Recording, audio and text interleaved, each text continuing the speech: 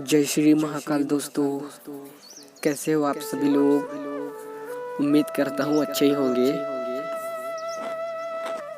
कुछ दिन पहले ही मैंने एक वीडियो अपलोड किया था जिसमें यह बताया था कि कोई भी मंत्र जाप आपका व्यर्थ नहीं जाता।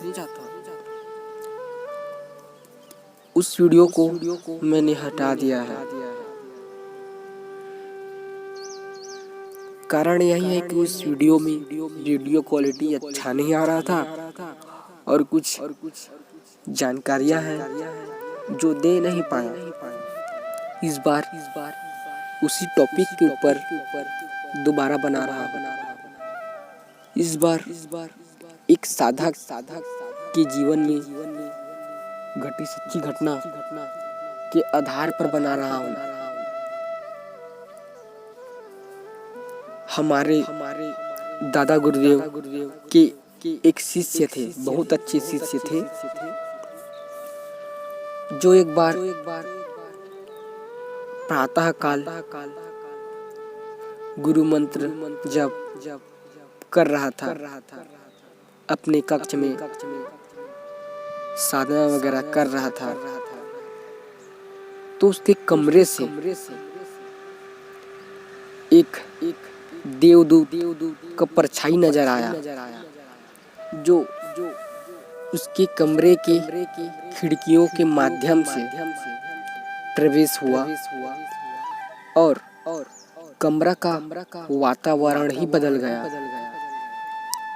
कमरे में प्रकाश ही प्रकाश फैल गया। उस परछाई यानी कि देवदूत के प्रवेश से वह साधक विचलित हो गया था उस समय। फिर वह देवदूत ने एक संदेश लेकर आया था,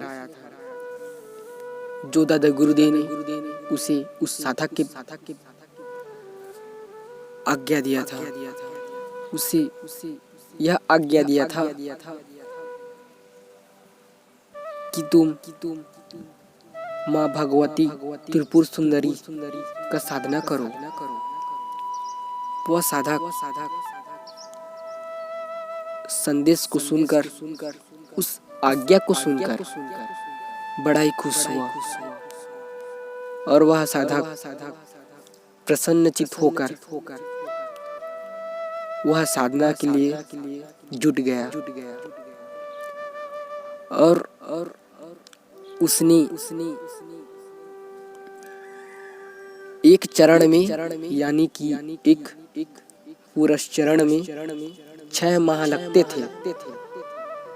उसने एक नहीं, 2 नहीं, 3 नहीं, 4 चरण अर्थात 4 पुरुष चरण संपन्न किए।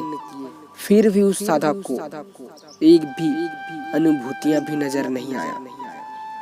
नहीं स्वप्न में माँ भगवती का दर्शन हुआ। फिर भी वह साधक विचलित नहीं हुआ, न उसके मन में एक संशय पैदा हुआ। वह जितना बार भी साधना करता, उतनी बार प्रसन्नचित्त होकर संकल्प के साथ वह साधना करता। 6 माह बहुत होते हैं अपने आप में। उस साधक का बात ही कुछ अलग था। उसने 4 पुरस्चरण संपन्न किए। फिर भी उसके जीवन में न तो अनुभूतियां हुई, न ही कुछ और घटना घटा उसके जीवन में। न तो वह निराश हुआ, न दुखी हुआ, न दादा गुरुदेव को कुछ भी नहीं कहा।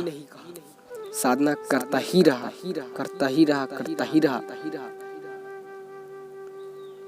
फिर अचानक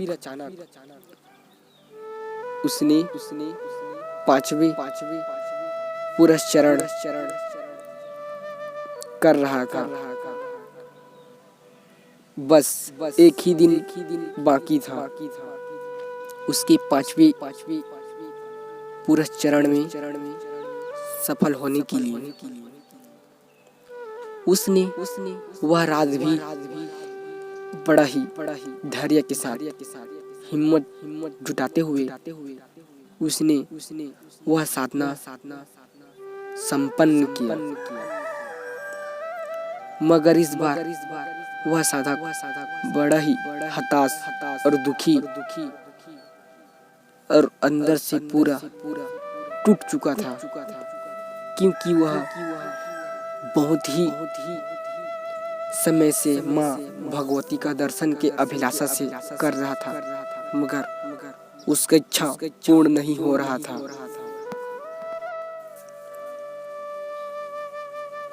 पांचवें पुरस्चरण के बाद वह साधक दादा गुरुदेव चित्र के सामने जाकर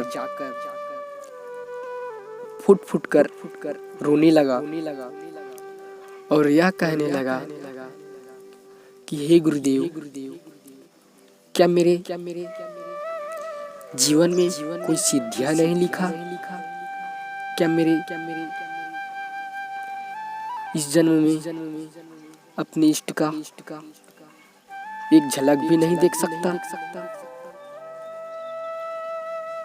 हे गुरुदेव, मेरे से कहाँ ऐसा गलती हुआ है जो मुझे पच पुरस्चरण करने के बाद भी एक झलक भी अपनी माँ का दर्शन नहीं हुआ? मेरे से कहाँ ऐसे गलती हो गया जिनके बावजूद भी मुझे दर्शन नहीं हो रहा है? ऐसे कहकर वह साधक रोता ही चला गया। फिर अचानक उसके कमरे में वह देवदूत के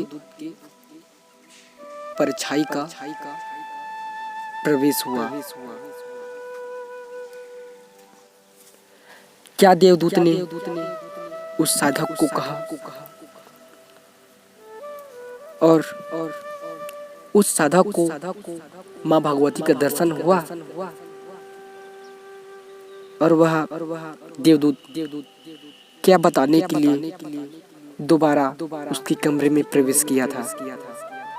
क्या दादा गुरुदेव ने उसे आज्ञा देने के लिए भेजा था? यह जानने के लिए दूसरा भाग जरूर देखना।